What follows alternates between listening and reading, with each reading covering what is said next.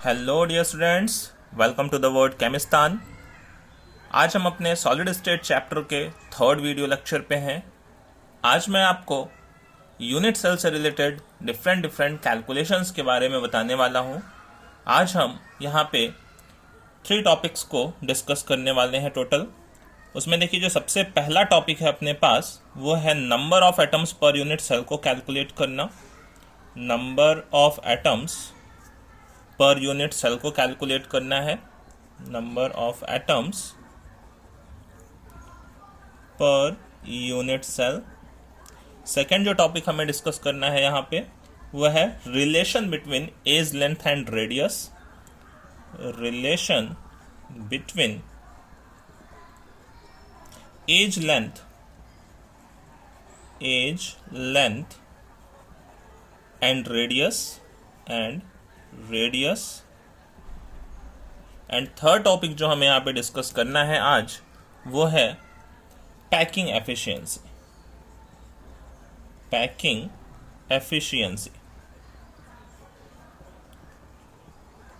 तो टोटल हमें ये 3 टॉपिक्स आज यहाँ पे डिस्कस करना है। Number of atoms per unit cell को कैलकुलेट करना है, relation between edge length and radius को कैलकुलेट करना है और किसी भी यूनिट सेल की पैकिंग एफिशिएंसी को कैलकुलेट करना है। तो चलिए फटाफट हम आते हैं सबसे पहले वाले पार्ट पे, number of atoms per unit cell क्या होता है। तो ध्यान से देखिए, फर्स्ट विंडो ओपन करते हैं, number of atoms per unit cell से रिलेटेड। सबसे पहले मैं आपको जरा यहाँ पे कंट्रीब्यूशन समझा देता हूँ। लाइक सपोज करिए मेरे पास एक ये क्यूबिकल यूनिट सेल है। मैंने लास्ट लेक्चर में बहुत सारे यूनिट सेल आपको दिखाए थे, 14 टाइप के ब्रेवाइस लैटिसेस को भी डिस्कस किया था हमने।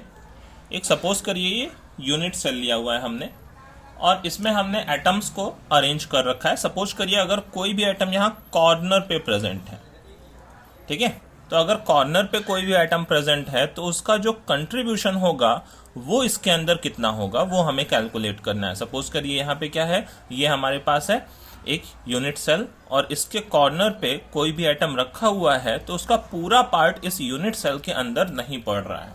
तो उसका कितना पार्ट इस यूनिट सेल के अंदर पड़ रहा है सोचिए जरा और एक बार बताइए कि कितना पार्ट इस यूनिट सेल के अंदर इस एटम का पड़ रहा होगा, 1/4 या 1/8 या 1/6। तो ध्यान दीजिए, मैं बताता हूं आपको। सपोज करिए ये एक जो पूरा स्फेरिकल शेप है, ठीक है, उसको मैं इस तरीके से बना लेता हूं इधर साइड में और उसको 2 हेमीस्फीयर्स में डिवाइड कर देता हूं, ठीक है। ये 2 हेमीस्फीयर्स में मैंने इसको डिवाइड कर दिया। अब ध्यान दीजिए यहाँ पे ये हेमीस्फीयर जो ऊपर वाला था वो इस यूनिट सेल के अंदर नहीं पड़ रहा है, जो नीचे वाला हेमीस्फीयर था उसका ही कुछ पार्ट इसके नीचे अंदर पड़ रहा है। तो ये ऊपर वाला हेमीस्फीयर तो बिल्कुल नहीं पड़ रहा है, नीचे वाले हेमीस्फीयर का अब कितना पार्ट पड़ रहा है ध्यान दीजिए। ये यूनिट सेल की जो एज है, ठीक है, ये वाली एज और ये वाली एज, उसके बीच में एंगल कितना है, 90 डिग्री का। और यहाँ पे जो एंगल होगा, ये वाला जो एंगल होगा, ये टोटल कितना होगा, 360 डिग्री का।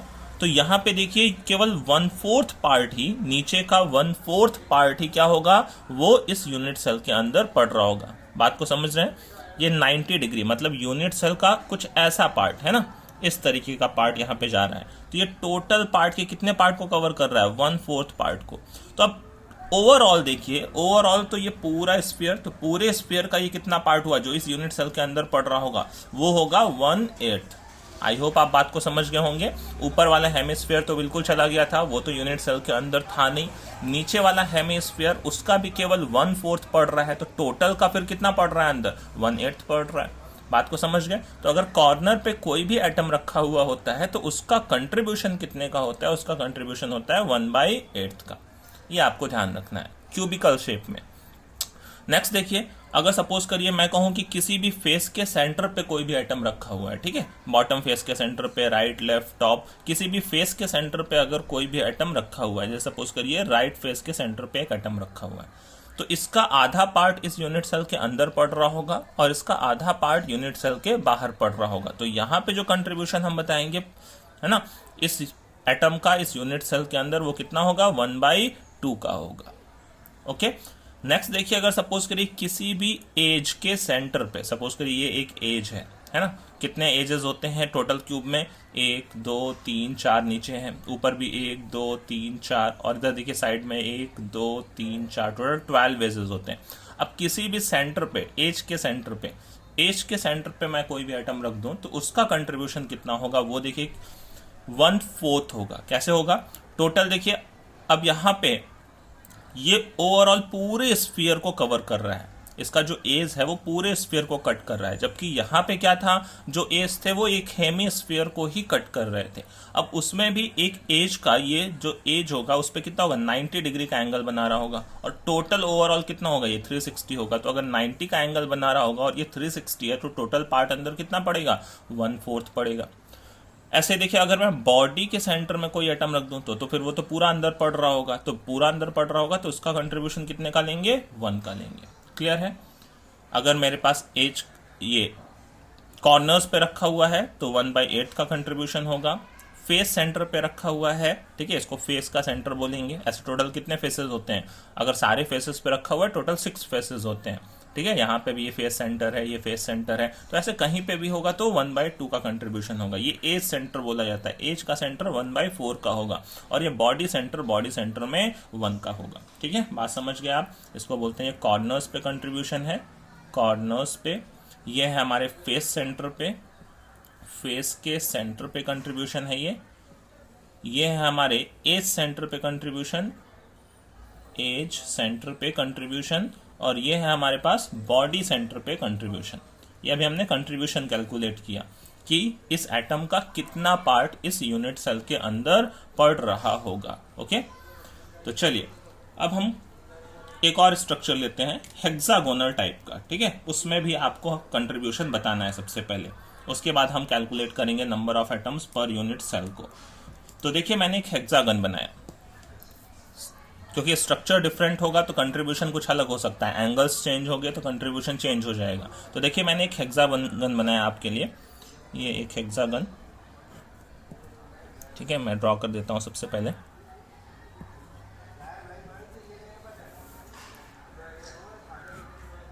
इस तरीके से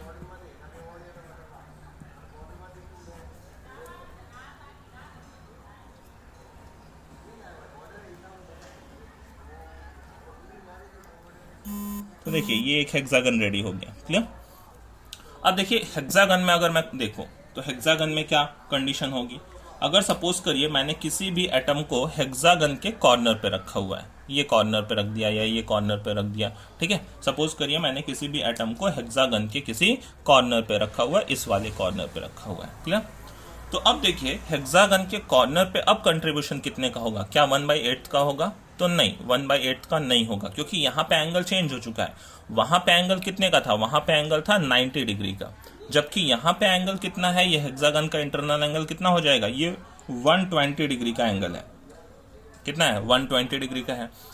तो अब सोचिए फिर से वही वाली कंडीशन, इस स्फीयर का आधा पार्ट तो इसके अंदर पड़ नहीं रहा है, आधा पार्ट तो ऊपर जा रहा है, आधा ही पार्ट अंदर, और उस आधे पार्ट में भी 360 में कितना हो गया, 120 डिग्री ही इस यूनिट सेल के अंदर पड़ेगा, क्योंकि 360 तो पूरा जाएगा। ठीक है, तो टोटल कितना हो जाएगा इसका कंट्रीब्यूशन, एक तो आधा चला ही गया, ऊपर से नीचे वाले पार्ट में भी केवल 1/3 पड़ा, तो टोटल कितना हो गया, 1/6 पार्ट ही अंदर पड़ रहा है। बात को समझ गए। तो ऐसे डिफरेंट स्ट्रक्चर्स में क्या है, हमें एंगल को ध्यान रखते हुए कंट्रीब्यूशन को कैलकुलेट करना होगा। अब सपोज करिए यहाँ पे एज के सेंटर पे बोल दें, अब यहाँ पे देखिए दो तरह के एजेस हैं, एक ये वाला एज है, ठीक है, सपोज करिए ये वाला एज है, इसके सेंटर पे मैंने कोई एटम रख दिया, और एक ये साइड वाला एज है, इसके सेंटर पे एटम रख दिया। यहाँ पे दोनों ही कंडीशन में कंट्रीब्यूशन क्या होगा, अलग अलग होगा, क्योंकि ये एज देखिए यहाँ पे जो दोनों एजेस जा रहे हैं वो कितने पे हैं, वो 90 डिग्री पे है ना। ये जो एज जा रहा है वो 90 डिग्री पे है, ये वाला फेस और ये वाला फेस, दोनों के बीच में एंगल कितना है, 90 डिग्री का है। जबकि यहाँ पे इन एजेस के बीच में, इस एज के सेंटर पे अगर एटम है तो ये जो फेस जाएगा फिर ऐसे फेस जाएगा, उनके बीच में एंगल कितने का आएगा, यहाँ पे जो एंगल बनेगा वो 120 का बनेगा। बात समझ रहे हैं। तो यहाँ पे देखिए पूरे स्फीयर का 90 डिग्री पार्ट कवर करेगा, 360 का 90, ठीक है। तो यहाँ पे जो कंट्रीब्यूशन आएगा वो 1/4 का आएगा, जबकि ये वाले एज सेंटर पे 120 कवर करेगा पूरे स्फीयर का, तो 360 का 120 कवर करेगा, 120 कवर करेगा तो कितना कंट्रीब्यूशन आ जाएगा, 1/3 का। बात समझ गए। एंगल के बेसिस पे आपको देखना है। बाकी यहाँ पे भी अगर बॉडी सेंटर में बोलता है तो बॉडी सेंटर में तो कंट्रीब्यूशन कितने का होगा, बॉडी सेंटर में कंट्रीब्यूशन 1 का ही होगा। फेस सेंटर पे अगर बोलता है, फेस सेंटर पे अगर बोलता है तो कंट्रीब्यूशन कितने का होगा, कंट्रीब्यूशन 1/2 का होगा। ठीक है, तो यहाँ पे ध्यान रखिएगा, अगर हेक्सागन में है तो यहाँ पे 2 टाइप्स ऑफ एज सेंटर है, 2 टाइप्स ऑफ एज सेंटर्स हैं। तो किस एज पे रखा हुआ है वो ध्यान दीजिए, आपको कोई भी फिगर दे सकता है वहां पे। 2 टाइप्स ऑफ एज सेंटर यहाँ पे प्रेजेंट है। क्लियर? आई होप आपको कंट्रीब्यूशन क्लियर हो गया होगा। कंट्रीब्यूशन हमें ध्यान रखना है, क्योंकि कंट्रीब्यूशन अगर हमें पता होगा पहले, तभी हम क्या कैलकुलेट कर सकते हैं, number of atoms per unit cell. एक यूनिट सेल के अंदर टोटल एटम्स कितने पड़ रहे हैं। क्लियर? एक बार वापस से आप फिगर को देख लीजिए। यहाँ पे कॉर्नर पे 1/8 का, बॉडी सेंटर पे 1 का, फेस सेंटर पे हाफ का, एज सेंटर पे 1/4 का। यहाँ पे कॉर्नर पे 1/6 का। 2 तरह के एज सेंटर प्रेजेंट है, एक पे 1/4 का, ऊपर वाले किसी भी एज सेंटर पे रखा होगा 1/4, नीचे वाले किसी भी एज सेंटर पे रखा होगा 1/4, बट ये वाले एज के सेंटर्स पे रखा होगा तो कितने का आएगा, 1/3 का कंट्रीब्यूशन आएगा। बॉडी के सेंटर में 1 का कंट्रीब्यूशन आएगा, और नीचे फेस सेंटर पे क्या आएगा, हाफ का कंट्रीब्यूशन। फेस तो कोई भी रखा हो तो फेस में आधा पार्ट अंदर पड़ रहा होगा, आधा बाहर पड़ रहा होगा, किसी दूसरे यूनिट सेल के अंदर उसका आधा पार्ट जा रहा होगा। बात को समझ रहे हैं? तो चलिए अब हम कैलकुलेट करते हैं number of atoms per unit cell को। ठीक है, मैंने जितने भी स्ट्रक्चर पीछे बनाए थे लास्ट लेक्चर में, simple cubic, body centred, face centred, सब में हम क्या कैलकुलेट करते हैं, number of atoms per unit cell. या उसके अलावा कोई हाइपोथेटिकल स्ट्रक्चर भी ले सकते हैं। अगर हमें कंट्रीब्यूशन क्लियर है तो हम easily number of atoms per unit cell को कैलकुलेट कर सकते हैं।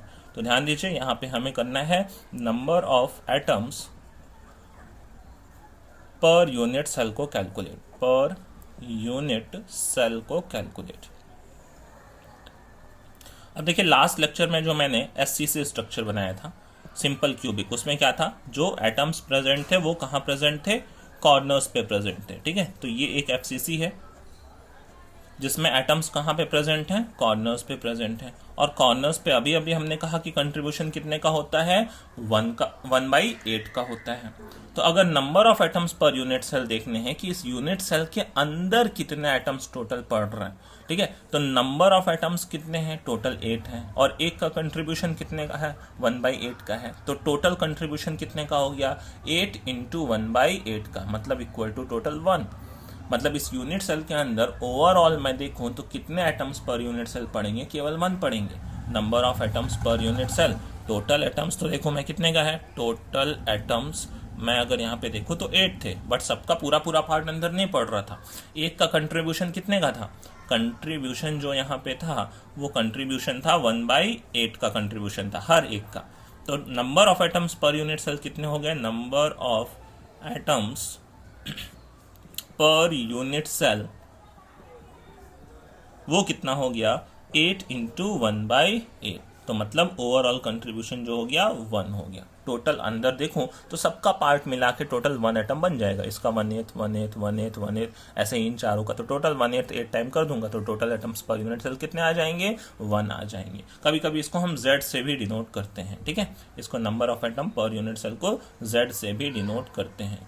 ठीक है, तो यहाँ पे Z की वैल्यू कितनी है, 1 के इक्वल है। सिमिलरली देखिए दूसरे स्ट्रक्चर में चले जाएं, body centred cubical unit cell में अगर देखें तो body centred cubical unit cell में हमने कहा था कि 8 एटम्स कॉर्नर पे तो होते हैं, प्लस साथ में जो बॉडी का सेंटर होता है उसमें भी क्या होता है, उसमें भी एटम प्रेजेंट होता है। ये बॉडी के सेंटर पे, कॉर्नर पे तो प्रेजेंट ही होंगे, वो तो सब में होता है। ठीक है, तो यहाँ पे देखिए टोटल ये जो कंट्रीब्यूशन आएगा वो जो 8 एटम्स है कॉर्नर वाले, ठीक है, 8 एटम्स कॉर्नर वाले, तो 8 एटम्स कॉर्नर वाले कितने का कंट्रीब्यूट करेंगे, 1/8 का। ये कौन से हैं, कॉर्नर वाले हैं, तो कॉर्नर वालों का कंट्रीब्यूशन तो 1 का, जैसा ऊपर देखा, प्लस एक एटम जो है वो बॉडी के सेंटर में है तो उसका कंट्रीब्यूशन कितने का है, टोटल 1 का है, क्योंकि ये पूरा अंदर पड़ रहा है। तो इसका जो कंट्रीब्यूशन है वो टोटल 1 का है। तो यहाँ पे देखिए number of atom per unit cell total add करूँ तो Z की वैल्यू कितनी आ जाती है, Z की वैल्यू 2 आ जाती है। बात को समझ गए। नेक्स्ट देखिए FCC स्ट्रक्चर में देखते हैं, face centred cubical unit cell. इसमें देखिए हमने कहा था कि कॉर्नर्स पे होते हैं, प्लस साथ में कहाँ पे होते हैं एटम्स, फेस के सेंटर पे भी प्रेजेंट होते हैं। ठीक है, तो चलिए ये हमारे पास यूनिट सेल है। तो देखिए कॉर्नर्स पे प्रेजेंट है, 8 एटम्स कॉर्नर पे हैं, प्लस 6 एटम फेस के सेंटर पे। ये एक फेस का centre, top, bottom, left, right, front, back, total 6 atom face के सेंटर पे हैं। तो देखिए यहाँ पे contribution 8 corners into 1/8, overall contribution हो गया 1। 6 फेसेस इंटू 1/2, फेस पे कितने का कंट्रीब्यूशन होता है, 1/2 का कंट्रीब्यूशन होता है। ओके, तो कितना हो गया ये 3। Total number of atoms per unit cell, यहाँ पे Z की वैल्यू कितनी हो गई, 4 हो गई। बात समझ रहे हैं। SCC में number of atom per unit cell 1, BCC में number of atom per unit cell 2, FCC में number of atom per unit cell 4। एक और देखिए होता है हेक्सागोनल क्लोज पैकिंग, उसमें भी number of atom per unit cell मैं कैलकुलेट कर सकता हूँ। ठीक है, ये सिंपल क्यूबिकल क्लोज पैकिंग, ये body centred cubical close packing, ये face centred cubical close packing. Clear. एक देखिए मैं आपको एक और दिखा देता हूँ, हेक्सागोनल क्लोज पैकिंग बोलते हैं, HCP, hexagonal close packing, hexagon वाले स्ट्रक्चर में। ठीक है, तो उसमें देखिए कैसे होते हैं एटम्स। यहाँ पे मैं फिर से एक हेक्सागन आपके लिए ड्रॉ कर देता हूँ। हेक्सागन देखिए ड्रॉ करने के लिए हमेशा ये लाइंस को थोड़ा दूर बनाते हैं। ठीक है, नहीं तो अदरवाइज ऊपर से जो लाइन आएगी वो कोलैप्स करेगी दूसरी लाइन के साथ। तो आप इजीली हेक्सागन का फिगर बना सकते हैं। अगर ये दोनों पॉइंट आमने सामने रखेंगे तो दोनों लाइन एक दूसरे के ऊपर चली जाएगी, तो हेक्सागन अच्छा नहीं दिखाई देगा। ठीक है, तो चलिए देखिए यहाँ पे क्या हो जाता है। यहाँ पे इस हेक्सागन में HCP स्ट्रक्चर में क्या होता है, किस तरह से एटम्स अरेंज होते हैं। एक तो कॉर्नर्स पे अरेंज होते हैं।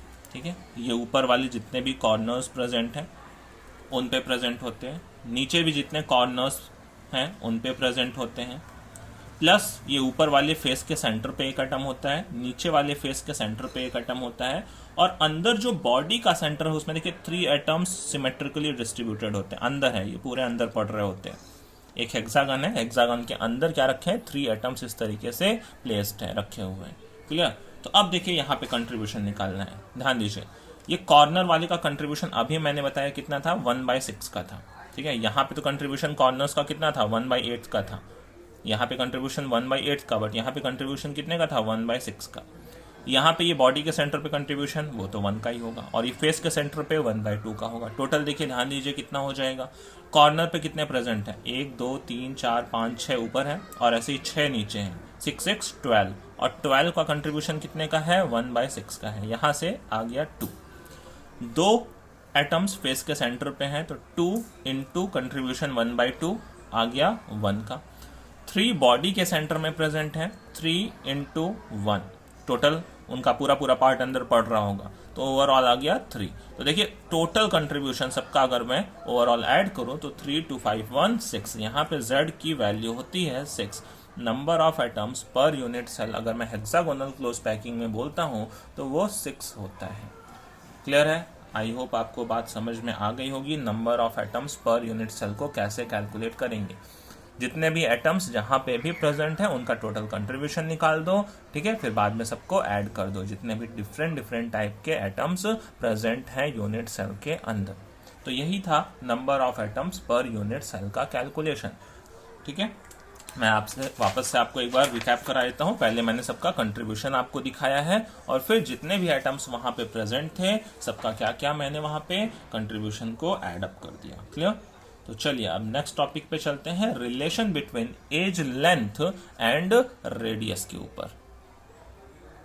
तो देखिए हमारे पास नेक्स्ट जितने भी स्ट्रक्चर्स हमने देखे हैं नॉर्मल, SCC, BCC, FCC, उन सारे स्ट्रक्चर्स में जो एज लेंथ है उस यूनिट सेल की और जो उसके ऊपर एटम रखा हुआ है उसके रेडियस के बीच में हम एक रिलेशन को एस्टैब्लिश करने जा रहे हैं। तो नेक्स्ट जो हमारे पास हेडिंग है यहाँ पे, रिलेशन बिटवीन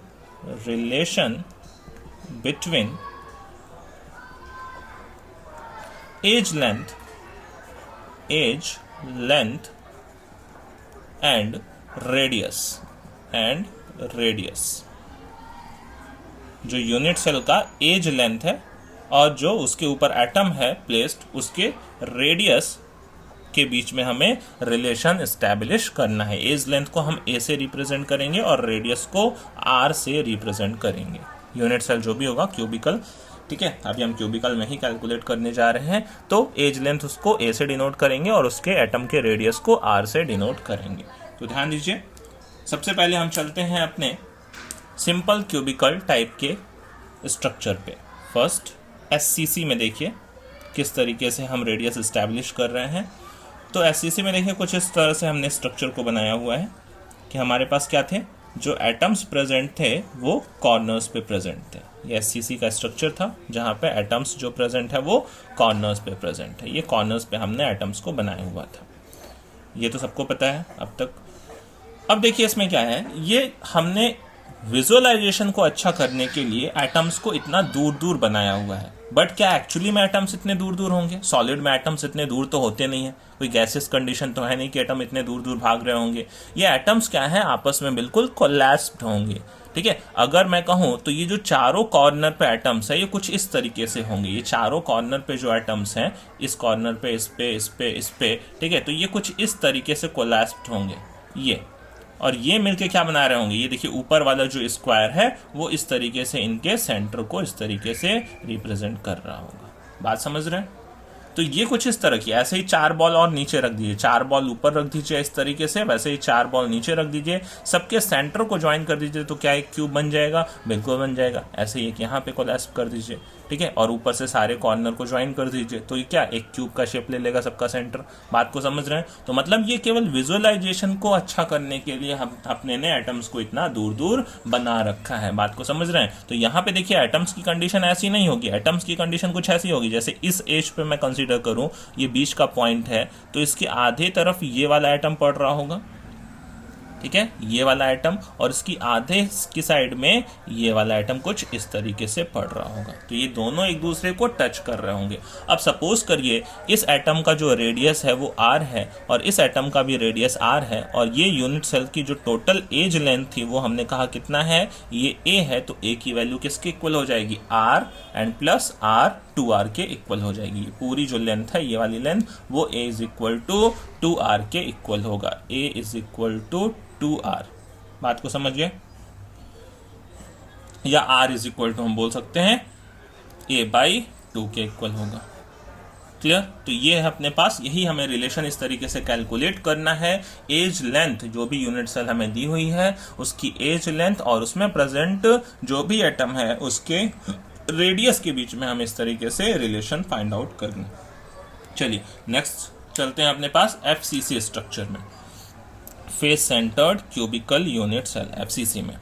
ओके, तो देखिए एफसीसी को अगर हम ड्रॉ करें तो एफसीसी में देखिए कुछ अलग बात है, उस तरीके से एटम्स कांटेक्ट में नहीं होंगे क्योंकि फेस के सेंटर पे भी अब एटम आ जाएगा, तो ये जो कॉर्नर के एटम्स हैं वो थोड़े दूर हो जाएंगे, जैसे मैं इस फिगर को मैंने ड्रॉ किया है। ओके, तो मैं ऊपर दिखा दूं चाहे तो नीचे दिखा दूं।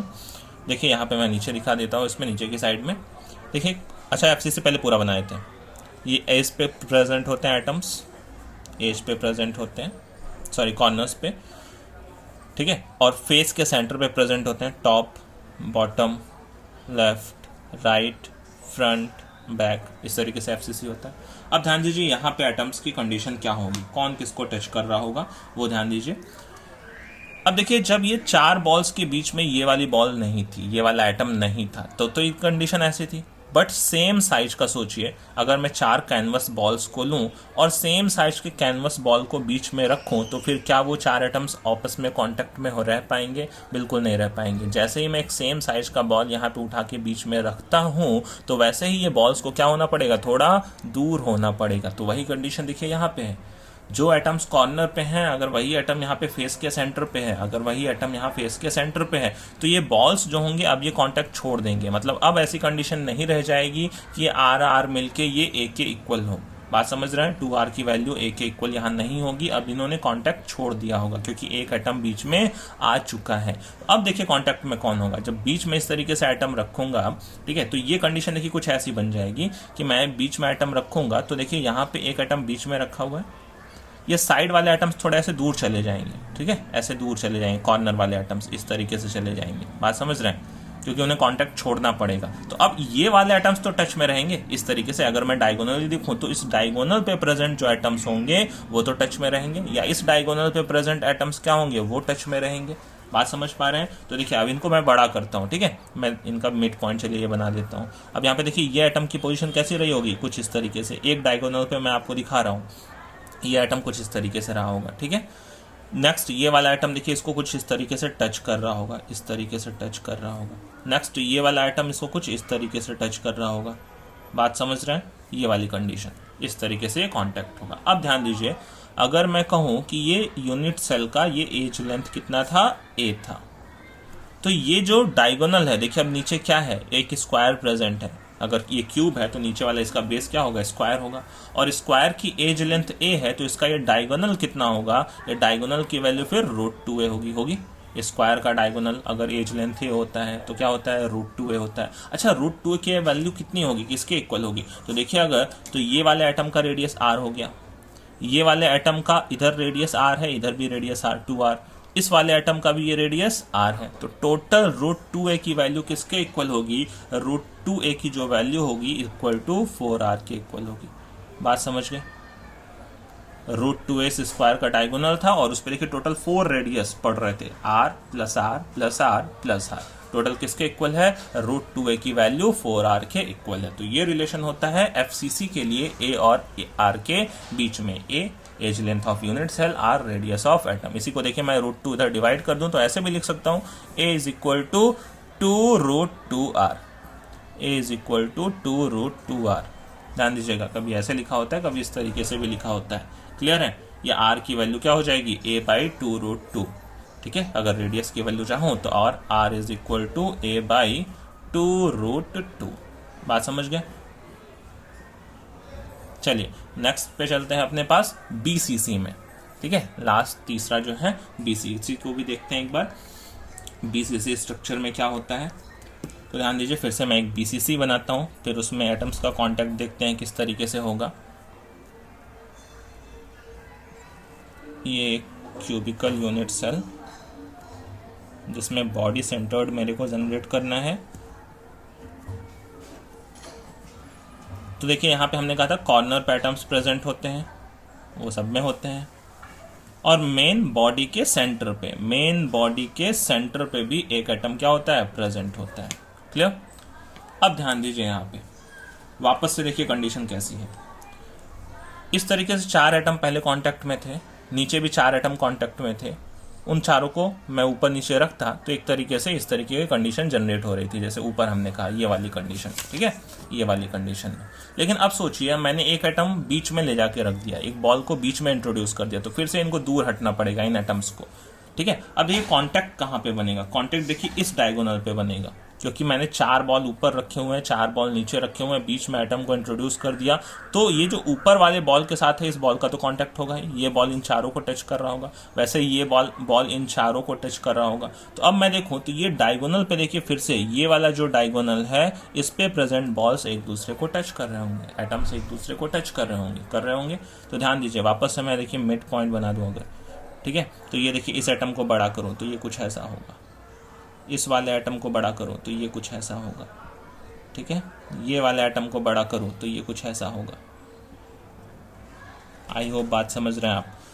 अब ये देखिए ये तो क्यूब का डायगोनल है, ये स्क्वायर का डायगोनल था, ये क्यूब का डायगोनल है। अच्छा क्यूब का डायगोनल कितना होता है, अगर क्यूब की एज लेंथ वापस से मैंने कहा a है, अगर क्यूब की एज लेंथ अगर a है तो क्या हो जाएगा, जो क्यूब का डायगोनल होता है वो कितना होता है, वो √3a होता है, √3a।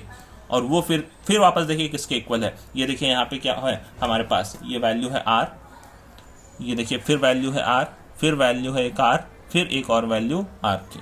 तो ओवरऑल ये वाले डायगोनल पे भी कितने टोटल 4 रेडियसेस प्रेजेंट हैं, तो √3a की वैल्यू भी किसके इक्वल है, 4r। ऊपर वाले स्ट्रक्चर में √2a is equal to 4r था, यहाँ पे √3a is equal to 4r।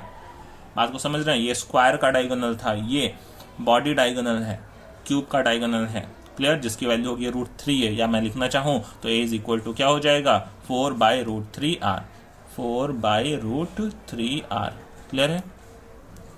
तो आपको ये रिलेशंस याद रखने हैं, इनका आगे हम काफी यूज करेंगे, ठीक है। एक ये a is equal to 2r, एक ही एक याद रखिए कि SCC में क्या होता है, a equal to 2r, FCC में √2a is equal to 4r, BCC में √3a is equal to 4r। आप कहेंगे कि ईसीसी में क्यों नहीं निकाल रहे, अपने ने एक स्ट्रक्चर और पढ़ा था ईसीसी एंड सेंटर, बट हमने कहा था वो क्यूबिकल में पॉसिबल नहीं है। क्यूबिकल में ईसीसी पॉसिबल नहीं है। ईसीसी किस में पॉसिबल था, और अलग स्ट्रक्चर्स में जो हमने ब्रेवाइस लैटिसेस में देखा था, ठीक है। क्यूबिकल टाइप में केवल ये तीन एससीसी, एफसीसी और बीसीसी ही पॉसिबल थे, ठीक है। और स्ट्रक्चर्स में आपको निकालना है तो ऐसे ही रिलेशन को एस्टैब्लिश कर सकते हैं। हेक्सागोनल क्लोज पैकिंग में भी ऐसे ही एस्टैब्लिश कर सकते हैं, वहां पे हाइट और रेडियस का भी रिलेशन हम कैलकुलेट कर सकते हैं, ठीक है। वो सब फर्दर के लेक्चर्स में हम करेंगे। अभी आप बात समझ गए होंगे एससीसी, एफसीसी और बीसीसी में क्या रिलेशन होता है between edge length and radius, ठीक है। तो ये अपना टॉपिक खत्म होता है एज लेंथ और रेडियस का। चलिए लास्ट टॉपिक पे चलते हैं, पैकिंग एफिशिएंसी की तरफ। अब इन यूनिट सेल्स की पैकिंग एफिशिएंसी क्या होगी, ठीक है। हमें वो कैलकुलेट करना है कि पैकिंग एफिशिएंसी क्या होगी। एग्जाम में पैकिंग एफिशिएंसी के ऊपर भी क्वेश्चंस काफी आते हैं, तो चलिए चलते हैं पैकिंग एफिशिएंसी समझते हैं। तो चलिए हम समझते हैं पैकिंग एफिशिएंसी को। बहुत ही इंपॉर्टेंट कॉन्सेप्ट है, ठीक है। हमारी हेडिंग है पैकिंग एफिशिएंसी।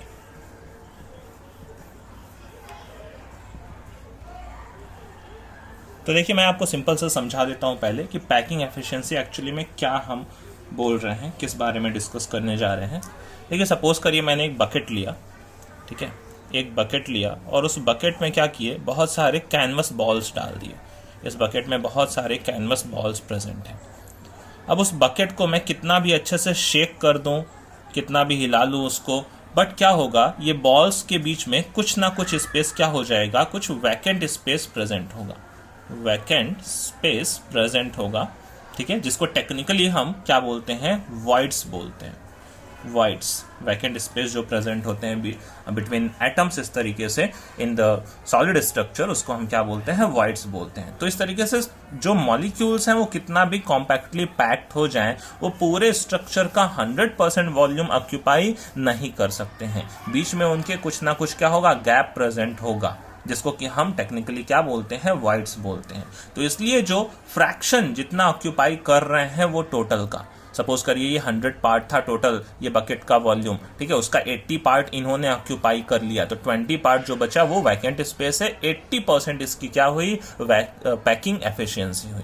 पैकिंग एफिशिएंसी को देखिए ईटा से रिप्रेजेंट करते हैं। ईटा, इस तरीके से एन को लंबा करके यहाँ पे बनाते हैं, इसको ईटा बोलते हैं। तो पैकिंग एफिशिएंसी को ईटा से भी रिप्रेजेंट करते हैं। तो एक सिंपल से मैं आपको डेफिनेशन दूं पैकिंग एफिशिएंसी की, तो हम ऐसा बोल सकते हैं, packing efficiency is the percentage, ठीक है। पैकिंग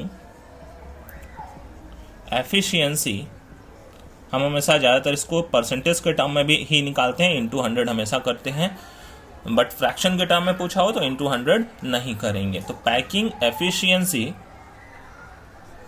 इज द परसेंटेज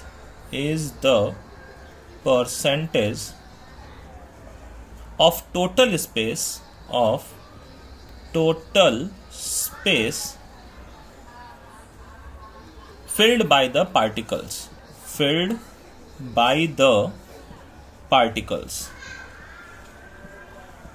बात समझ गए।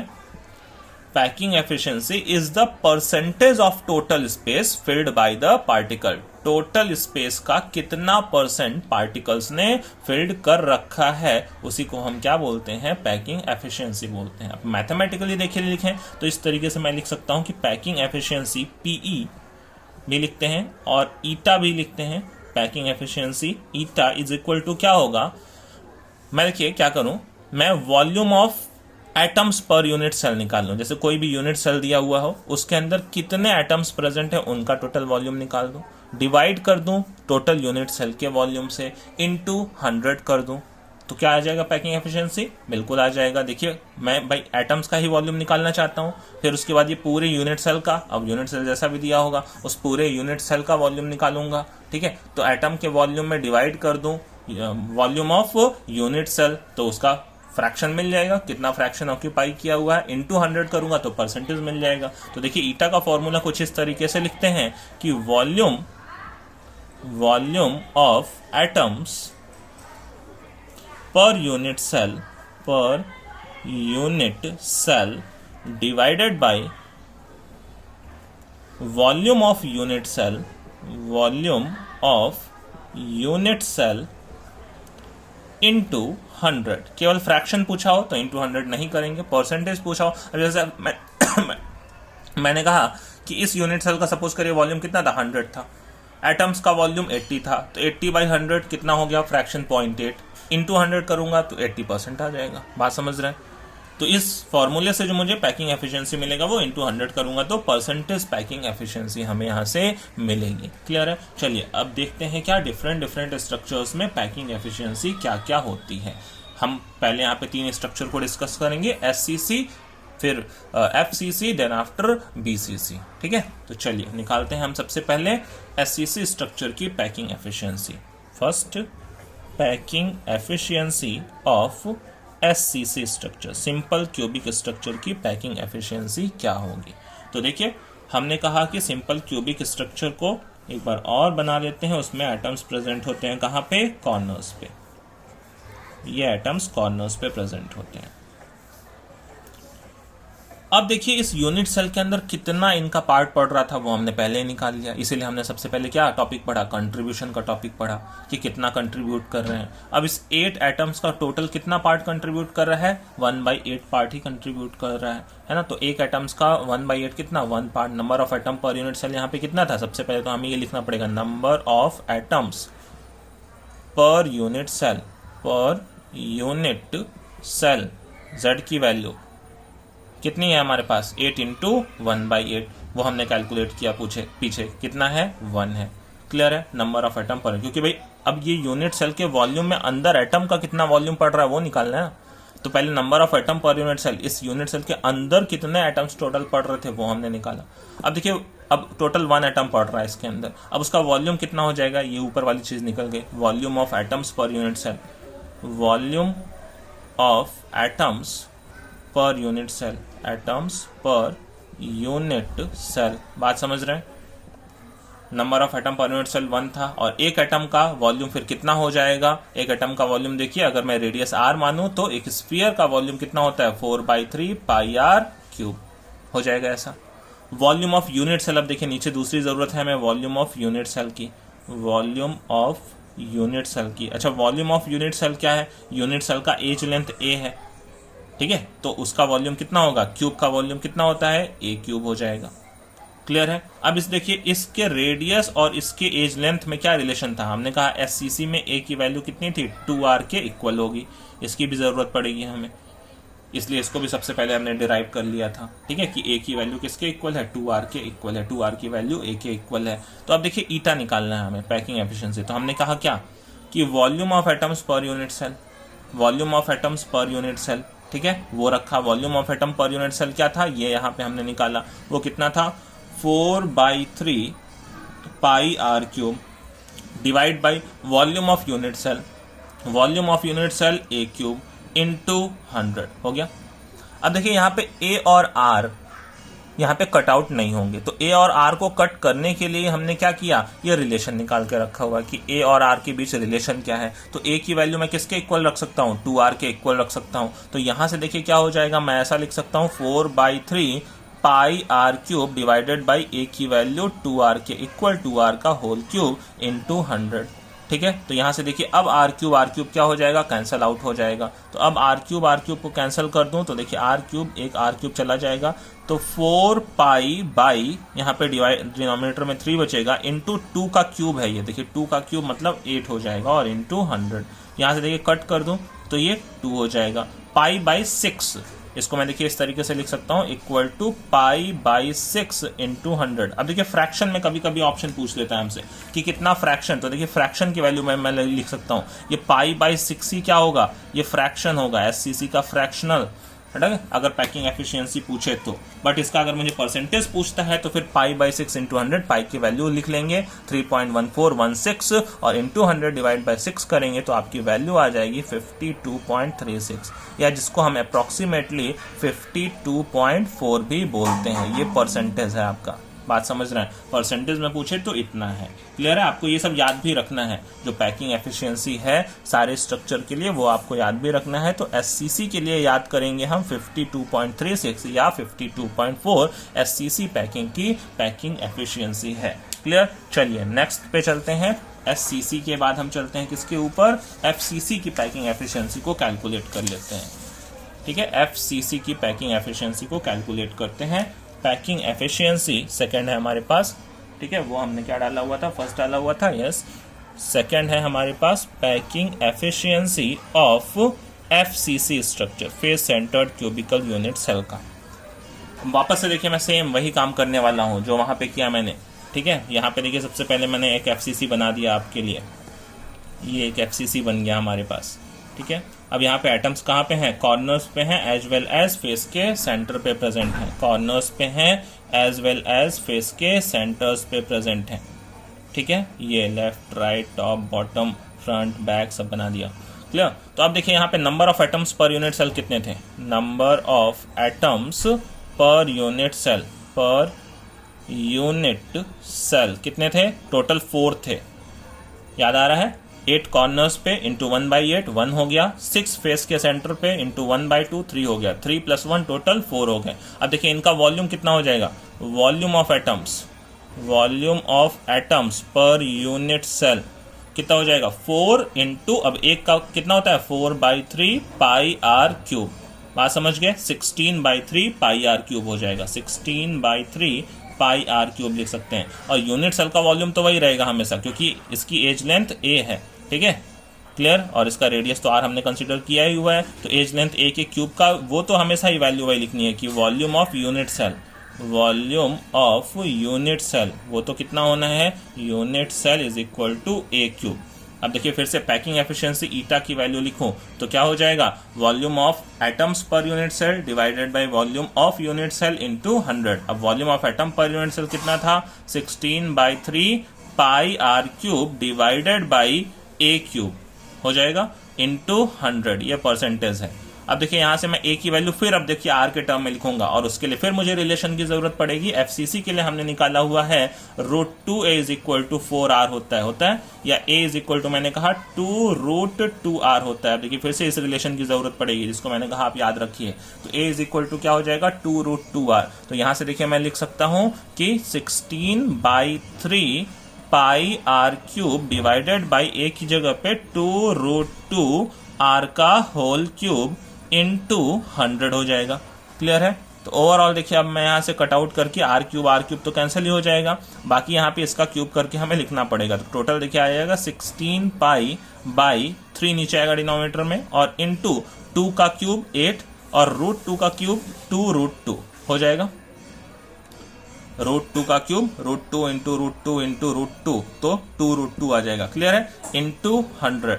तो यहां से देखिए क्या हो जाएगा, ये 8 से 8 2 जा 16, ये 8 2 16 कट हो जाएगा। ये देखिए वैल्यू आ जाएगी कितनी, ये वैल्यू हो जाएगी π/3√2 इंटू 100। अब ध्यान दीजिए फ्रैक्शन पूछे अगर, तो फ्रैक्शन में ये वाला आंसर इतना दे सकते हैं, π/3√2 इतना फ्रैक्शन ऑक्यूपाई कर रहे हैं एटम्स। लेकिन अगर परसेंटेज में पूछता है तो परसेंटेज में ये वैल्यू रखेंगे, पाई की वैल्यू 3.1416 इंटू 100 डिवाइड बाई 3√2। तो देखिए जो वैल्यू आती है ये आती है यहाँ पे 74%।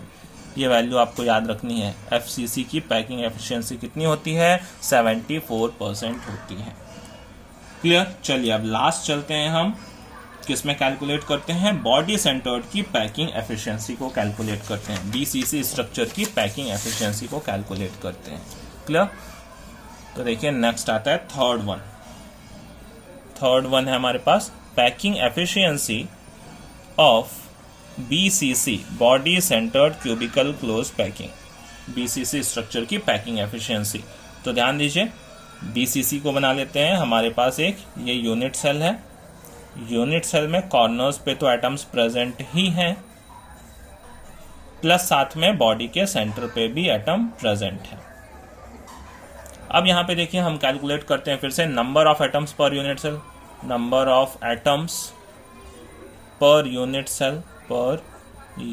सेल, तो वो वैल्यू कितनी हो जाएगी, ठीक है, 2 निकाला हमने पीछे, 8 कॉर्नर्स पे इंटू 1/8 1 हो गया, एक बॉडी के सेंटर में प्लस 1, तो टोटल हो गया कितना, 2 हो गया। अब देखिए क्या हो जाएगा, volume of atoms per unit cell, volume of atoms per unit cell, तो क्या हो जाएगा 2 इंटू 4/3 πr³ लिख सकते हैं ऐसा। टोटल कितना हो जाएगा 8/3 πr³। अच्छा, वॉल्यूम ऑफ यूनिट सेल फिर वही है, एज लेंथ ए है, ठीक है। तो volume of unit cell, volume of unit cell वो कितना है, unit cell is equal to a cube, ठीक है। इसका रेडियस आर था, रिलेशन क्या था रेडियस और ए के बीच में, तो √3a इज इक्वल टू कितना था, 4r के इक्वल था, या a is equal to 4/√3r के इक्वल था। क्लियर, ये तो याद है, पीछे डिराइव किया हमने। अब देखिए फिर पैकिंग एफिशिएंसी ईटा की value, volume of atom per unit cell कितना है, 8/3πr3, 8/3πr3 divided by volume of unit cell a³ into 100। फिर देखिए मैं a और r का रिलेशन यहाँ पे रख दूंगा क्योंकि कट करना है मेरे को, ठीक है। तो 8/3πr3 डिवाइडेड बाई a की वैल्यू है 4/√3r का होल क्यूब इंटू 100, ऐसा लिख सकता हूं। अब देखिए यहां से r³ कट हो जाएगा, बाकी इसका क्यूब करके हमें बाहर निकालना पड़ेगा। तो ये देखिए वैल्यू कितनी हो जाएगी, 8π ऊपर न्यूमरेटर में है। अब ये देखिए √3 का क्यूब ऊपर जाएगा तो 3√3 ऊपर जाएगा इंटू 3√3, डिनोमिनेटर में क्या बचेगा, 3 बचेगा, इंटू 4 का क्यूब कितना बचेगा, 64 बचेगा, इंटू 100 बचेगा। क्लियर। अब देखें हम क्या लिख सकते हैं, 8 जा 6, ये 3 से 3 कट हो जाएगा, 8 जा 64 हो जाएगा, √3π/8, √3π/8 इंटू 100। फिर देखिए अगर अगेन फ्रैक्शन में अगर पूछे तो केवल इतनी वैल्यू भी हम लिख सकते हैं।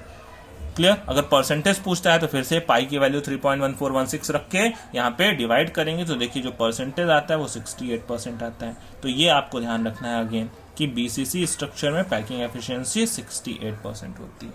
क्लियर। तो इस तरीके से एससीसी में 52.36 या 52.4, एफसीसी में 70 कितना 4 एंड बीसीसी स्ट्रक्चर में 68%। क्लियर। तो ये पैकिंग एफिशिएंसी होती है इन यूनिट सेल्स की। ओके, तो आज के लेक्चर को यहीं पे फिनिश करते हैं। पढ़ते रहिए। Take care.